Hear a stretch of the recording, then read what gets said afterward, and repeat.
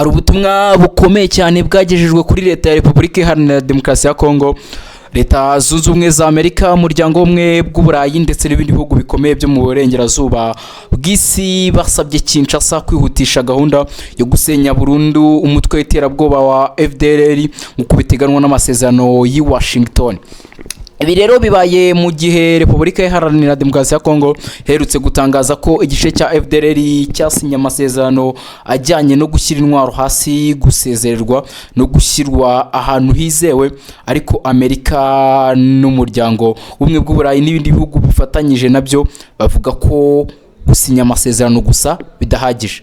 Bashaka kubona gahunda isobanutse, bikorwa bifatika ndetse n'ingengabihe bizagaragaza uko FDLR izamburwa ubushobozi burundu.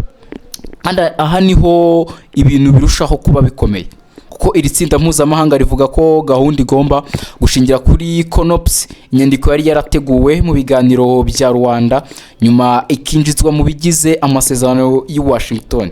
Ariko se CONOPS ivuga iki? Kuki u Rwanda rushimangira ko FDLR igomba gusenwa mbere y'uko ingamba zarwo z'umutekano zikurwa? Kuki Kinshasa ivuga ko amasezerano yagiranye n'igice cya FDLR ari igice cy'inzira y'amahoro? Ibyo byose rero nibyo tugiye kurebera hamwe tukabisesengura hamwe.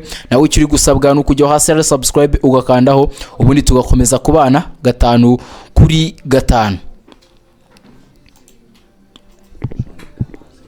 Kwa 13 Kanama 2026 itsinda mpuzamahanga rikurikirana hafi ibera mu karere k'ibiyaga bigari rizwi nka ICG ryasohoye itangazo rikomeye ku kibazo cya FDLR n'ishyirwa mu bikorwa ry'amasezerano ya Washington. Iri tsinda harimo leta zunze ubumwe za Amerika, umuryango umwe bw'Uburaya, Ububiligi, Canada, Denmark, Ubufaransa, Ubudage, Ubuholandi, Suwedi, Ubusuwisi ndetse n'Ubwongereza. Ubutumwa bwabo burumvikana. Leta ya Repubulika Iharanira Demokarasi ya Kongo igomba gushyiraho vuba gahunda ifatika yo gushyira mu bikorwa igikorwa cyo guca burundu ubushobozi bwa FDLR.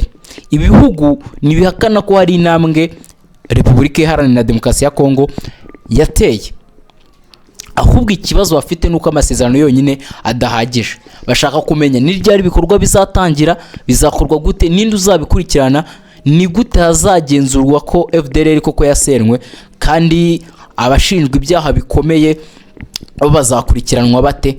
Ibi nibyo bituma ubu butumwa bwa ICG bufite uburemere.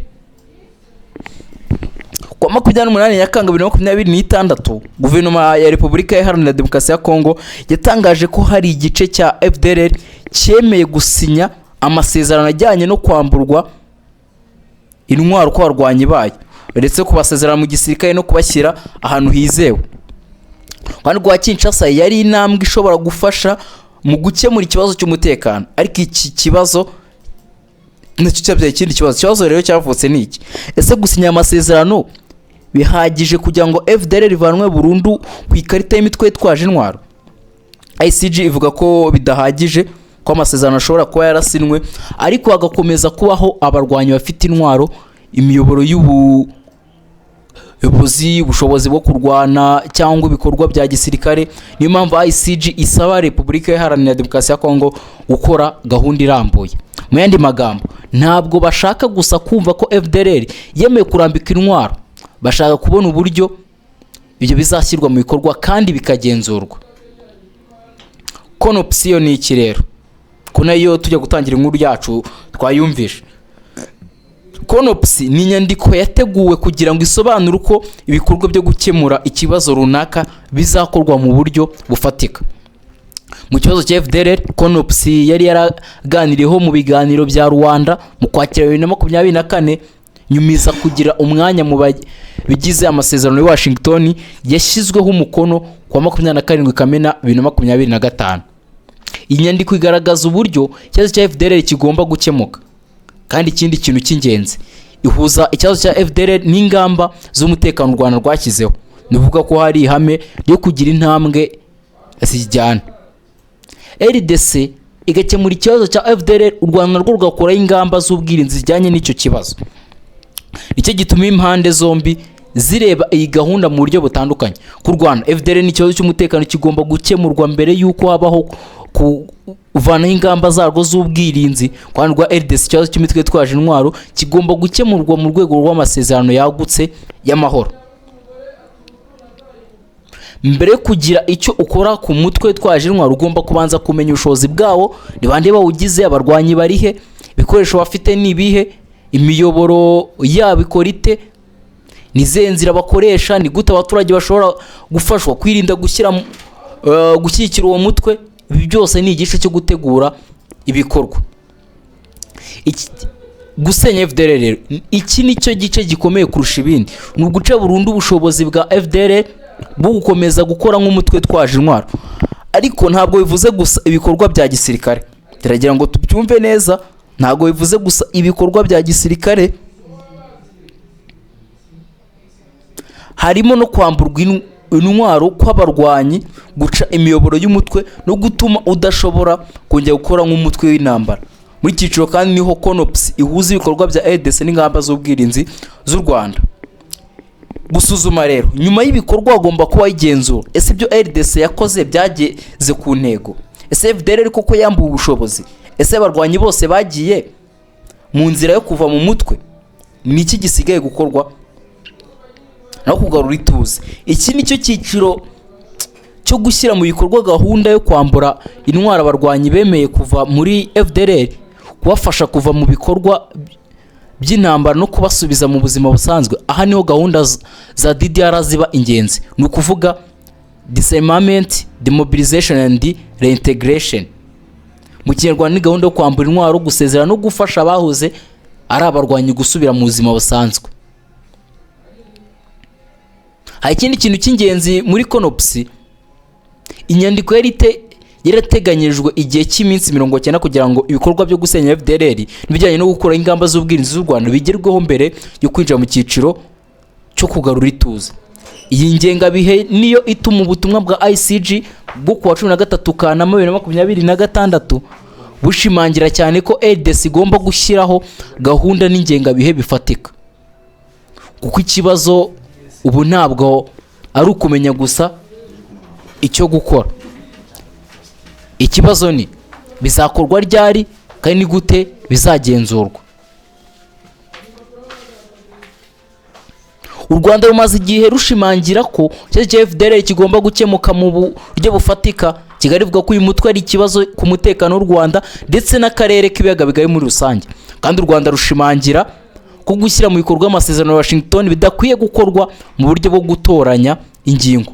Mu gihe amasezerano yashyirwagaho umukono, Minisitiri w'Ububanyi n'Amahanga n'Ubutwererane w'u Rwanda Ambasaderi Jean Patrick Nduhungirehe yashimangiye ko kimwe mu bintu by'ibanze ari ugukemura ikibazo cya FDLR. U Rwanda kandi rushimangira ko gufunga burundu ubufasha bwa leta ya Kongo ku mitwe ijyanye na FDLR ari inkingi ikomeye y'amahoro arambye. Kuri Kigali rero ikibazo ntabwo ari ugusinya inyandiko gusa, ni ukubona impinduka zifatika ku butaka. Kwani rwa Kinshasa ibintu birebwa mu buryo butandukanye.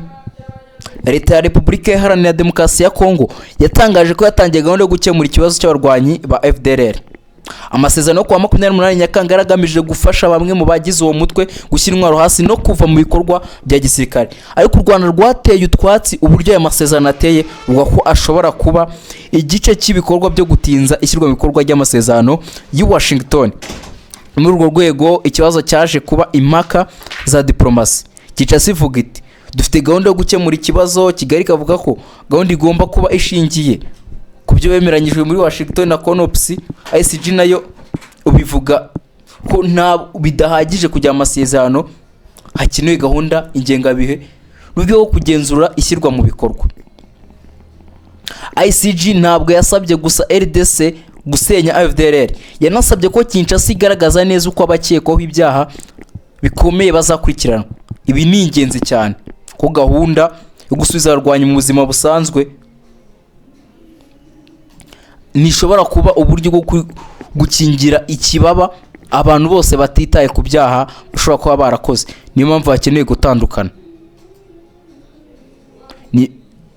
niyo mpamvu hakeneye gutandukanya abarwanyi bemera kuva mu mutwe no gusubira mu buzima busanzwe n'abantu bakekwaho uruhare mu byaha bikomeye bagomba gukurikiranwa hakurikijwe amategeko.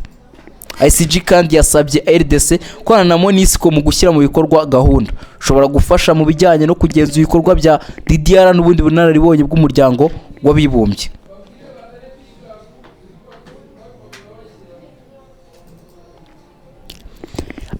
Ikibazo gikomeye FDLR niyo ntandaro yonyine. Hano dukeneye gukora isesengura rirenze amagambo ya diplomasi. Kuvuga ko FDLR igomba gukemurwa ntabwo bivuze ko ikibazo cy'umutekano burasirazuba bwa Kongo gita kirangira. Akari gafite imitwe myinshi yitwaje intwaro, amakimbirane y'imyaka myinshi, bazo bya politiki, ubutaka, amoko, ubucukuzi bw'amabuye y'agaciro ndetse n'ibibazo by'imiyoborere. Niyo mpamvu no muri FDLR yabivanweho nk'umutwe ukora ibikorwa bya gisirikare hakomeza kubaho ikibazo cy'uburyo amahoro arambye agerwaho. Ariko nanone niba amasezerano ya Washington yarashyize ikibazo cya FDLR mu nkingi z'ingenzi z'amahoro, gushyira iyo ngingo mu bikorwa ni ingenzi cyane, kuko iyo imwe mu mpande itubahirije muri izi mpande nyine iyo tubahirije ibyo bemeye, izi ngingo z'amasezerano nazo zishobora kudindira cyangwa se amasezerano niyongere guhabwa agaciro. Ubu rero inzira y'amahoro iri imbere y'ikizamini gikomeye.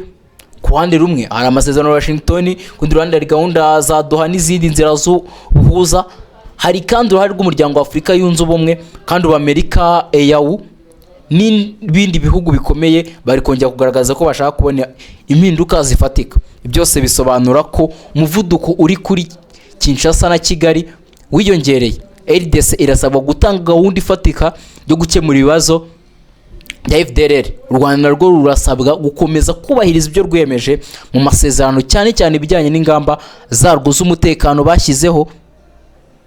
Muri make rero ubutumwa bwatanzwe na Amerika, umuryango w'ubumwe bw'Uburayi n'ibindi bihugu bigize ICG urasobanutse. Gusinya amasezerano na FDLR ntabwo bihagije, hakenewe gahunda ifatika, hakenewe ingengabihe, hakenewe igenzura kandi hakenewe ibikorwa bizatuma FDLR itongera kuba ikibazo cy'umutekano mu karere.